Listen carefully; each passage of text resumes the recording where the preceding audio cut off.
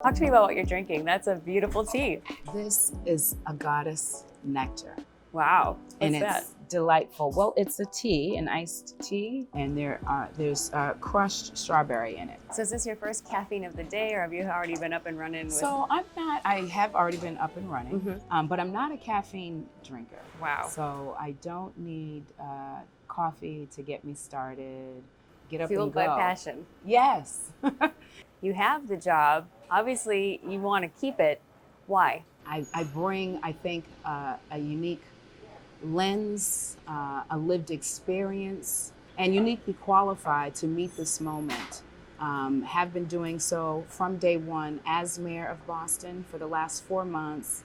It has been the honor of my life to serve and lead, particularly now, given the unprecedented challenges that we face. Is there anything that you learned about yourself in the last 4 months? Well, I think it was reaffirming in the sense that as a woman in particular, as a Black woman specifically, had to always kind of meet the challenge, meet the moment, overcome adversity. And so I think, just reaffirming my own kind of determination, grit and grind and resilience. It sounds like you're saying this position has sort of reminded you of who you are.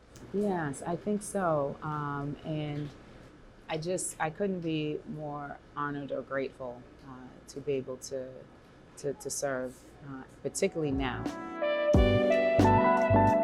You're a historic first.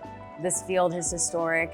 Do you ever sit back and take stock in that? I grew up in the Boston where there were certain neighborhoods that you couldn't go to. I, experienced racism firsthand through our school system when I was bused as an 11-year-old girl. So now for me to be sitting here as the first woman, as the first Black mayor, is mind-blowing. And then to be among a number of candidates who are all people of color, I think it is just a strong testament to how far our city has come.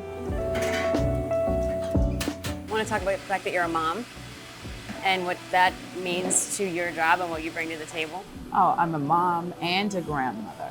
My daughter, I've got one child, so she's my one and done. So I have 3 grandchildren who I am super proud of, who I try to spend, but the schedule is pretty busy.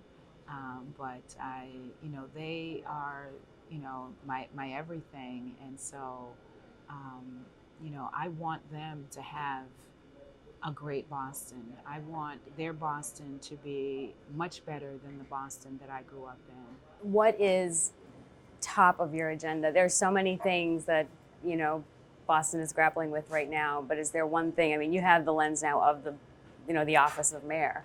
Certainly COVID-19, and we are seeing a surge in cases, and the vaccine is our best hope.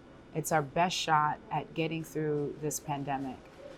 We may be living with COVID for a long time, but the way we're going to protect ourselves from hospitalizations, ICU beds, ventilators, from death is through the vaccine. Housing continues to be a big issue. It was in crisis long before COVID. Sure. COVID just exacerbated everything. The challenges that were already here and really kind of put a spotlight on things. There's one thing that, doesn't often get communicated about you to voters, things that I wish someone knew this about me. I mean, like I said, you have opened up about a lot of personal experiences. In terms of a little personal, I love gardening. I love walking. I love walks in the park.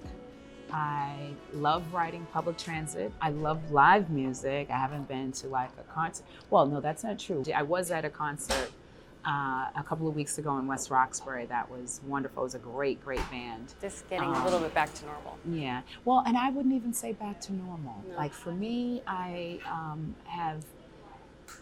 really want to see us go better. For me, normal is that housing crisis. Normal is that racial wealth gap. Normal are all the ways that too many people have been left behind. And I want to be lifting folks up and helping us to come together to tackle the tough challenges together as a city and create a better Boston. Mayor Kim Janey, thank you so much. Thank you. I so appreciate it.